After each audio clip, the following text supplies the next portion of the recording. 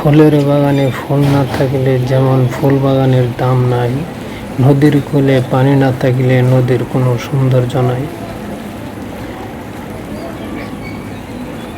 নদীর ধারে যার বাড়ি সেই বুঝে হাই, নদীতে পানি না থাকিলে তাহার কোনো মজা নাই। দেখেন, দীর্ঘ প্রায় 6 মাস পর নদীতে পানির ঢল এসেছে নতুন, আর কত আনন্দ লাগতেছে।